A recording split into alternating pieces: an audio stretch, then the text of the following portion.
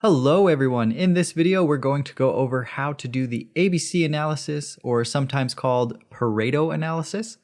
If you found this video, I'm assuming you know a little bit about ABC analysis, but just as a quick overview, ABC analysis divides our data into groups, so category A, category B, and category C, hence the name ABC analysis. The principle behind Pareto analysis is that a small group or portion of, let's say, our sales items will make up a large portion of our income or earnings. Category A represents approximately 15 to 20% of our inventory, but will typically make up around 80% of our sales from that inventory. Category B represents around 30 to 35% of inventory items, but make up about 15% of the value. And category C makes up the leftover or 50% of items, and then only makes up a small portion of our sales, about 5% or so. I'm going to go over two examples. First, I'm going to actually use views from my YouTube videos, and second, a more traditional approach where we're using data from Kaggle. To start off, we will need to pip install ABC-analysis. After that's complete, we can open up our Jupyter notebook. We're going to want to import NumPy as NP, pandas as PD, and from ABC analysis, import ABC analysis. Let's run that cell.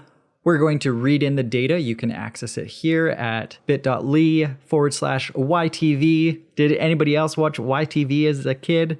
Actually, this stands for YT as in YouTube and views _ ABC for ABC analysis. We're using columns at index position 1, 2, and 3. We're naming them title, pub date for the date that the video was published, and views for the number of views they've received. We can't use parse dates because the way that the CSV is structured, it contains missing in the dates column, but that's okay. We'll do it in just a little bit. And we're going to start at header is equal to 1. Here I'm just cleaning up the data a little bit, and let's run that and see what we have. All right, looks good. Let's move on. Here's a little more data cleaning just for your information. This data was downloaded April 12th. We want our date column to actually be a datetime object. So we'll convert that here. We'll say the data date, or the date that the data was downloaded, was April 12th. And we're going to create a column that lets us know how many days the video has been published. In order to do that, we have our data date, and we subtract the published date from that. All I really care about is the days, so I'm going to just grab the number of days. We don't need hours, seconds, milliseconds, and I'm going to convert that to integers. Because the videos were published on different dates, some videos are over 8 months old, others are less than 7 days. We're going to convert everything so it's based on views per 100 days. That way they're measured on the same amount of time. Let's run that cell. All right, so we have our two new columns, days since the video was published, and how many views each video has received per 100 days. Now the best part is the ABC analysis is really easy. Let's say ABC is equal to ABC analysis, and then we pass in the column that we want to run our ABC analysis on. So that is views per 100 days, and we can run it just like this and get our data. This returns a dictionary of all of our ABC analysis data. What we're going to focus on are the A index, the B index, and the C index. This has categorized all of our data into these groups, A group, B group, and C group, just like that. The data in these lists here tell us what index position the values are at for each of our groups. In other words, A index gives us the index position of all the videos in our data frame for group A. Likewise for group B and for group C. What we can do as well is pass in an argument true, and this will create a graph for us. Here we can see that the A group makes up about 20% of the videos, but it accounts for almost 80% of the total views. And we can see the same thing for B. Just under 40% of the videos here accounts for just over 80%, and C, the rest of those videos account for the 20% or so left over. We can actually see the numbers down here. Smallest A data, So that takes up about 74% of the views. All of A and B data take up about 84%, and C obviously would account for 100%. That was fun. But it would be helpful if we added a new column to our data frame that indicated what category each video belonged to. In order to create this new column, I've actually copied and pasted a little bit of code. Don't worry, I'll go through this. So for this first part, what we're doing is grabbing the index positions for A category, B category, and C category videos. And those are right here. A category videos are at these index positions in our data frame, B index positions, and all of the C index positions.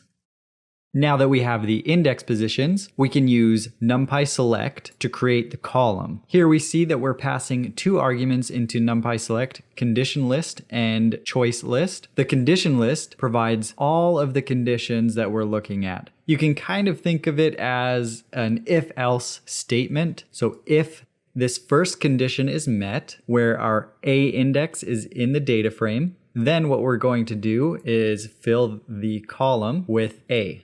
If this condition is met, we'll fill the column with B, and if this last condition is met, we'll fill the column with C. And then this last little bit of code, I'm just sorting the data frame so that it's easier for us to see what's going on. So let's run that. Here we can see more clearly that all of the A categories have the videos that receive the most views, followed by B, and then followed by C category. So what we're really trying to do is find those videos or items, inventory that contribute the most to our overall outcome. So in this example, what we're looking at is which videos are providing the most views. By focusing on the A videos, this could help me find patterns or themes so that I can better understand what types of videos people want to see. This was a fun example for me. However, you are probably not going to be looking at videos. We might be looking at sales or inventory. So let's shift our mindset a little bit and see how we can do an ABC analysis on a Kaggle dataset that's looking at sales. For our next example, we're going to use a Kaggle dataset. It can be found at this link here. I'll also include that in the description below. And what we'll want to do is download the data right there. So I've downloaded the data and saved it as summer_sales.csv and placed it in the same folder that my Jupyter notebook is in. And we only want to use the title, price, and units sold columns. There's our data frame. What we'll want to look at is the total sales earnings for each category or for each title. So what we'll do is create a new column. We'll call it sales. And then what we'll do is times price by the units sold.